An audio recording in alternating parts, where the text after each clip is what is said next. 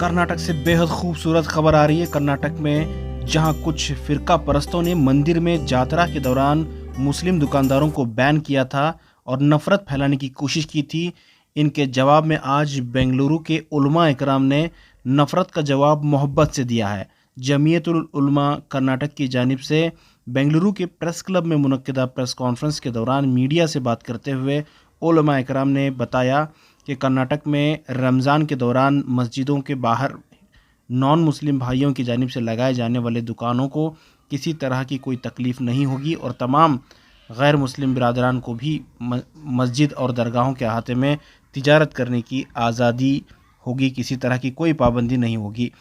उलमा इकराम ने कहा कि हिंदुस्तान तमाम मज़हब के लोगों का है और सबको मिलजुल कर काम करना चाहिए, तभी हिंदुस्तान आगे बढ़ सकता है। उलमा इकराम ने कहा कि नफ़रत का जवाब हम मोहब्बत से देंगे और इस्लाम यही तालीम देता है। मंदिरों के अतराफ़ व अकनाफ जो है मुसलमानों को दुकान लगाने से रोका, तो जाहिर सी बात है रिएक्शन के तौर पर जो है सोशल मीडिया में कुछ ऐसी ख़बरें फैल रही हैं। तो हम ये पैगाम देना चाहते हैं कि हमारे नबी की तालीमात में ये है कि किसी के गलत रवैये का जवाब गलती से नहीं दिया जाएगा, किसी की बुराई का जवाब बुराई से नहीं दिया जाएगा, बुराई का जवाब भलाई से दिया जाएगा। कोई भेदभाव नहीं की जाएगी।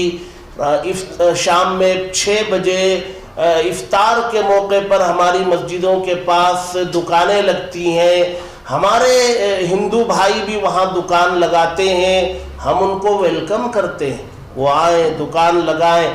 हम जब तक एक दूसरे के साथ मिल कर के कारोबार नहीं करेंगे, एक दूसरे से मिल कर के मामलात नहीं करेंगे, हम कभी भी आगे नहीं बढ़ सकते।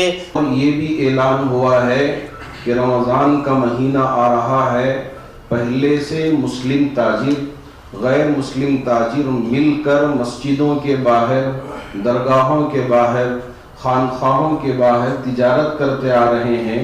इंशाअल्लाह आइंदा भी इसी तरह तिजारत करते रहेंगे।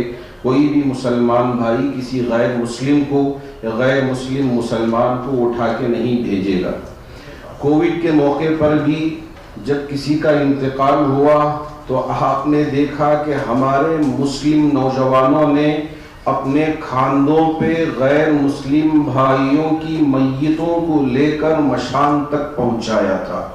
यही भाईचारगी का आज भी हम ऐलान करते हैं कि हम उसी तरह भाईचारगी के साथ रहेंगे।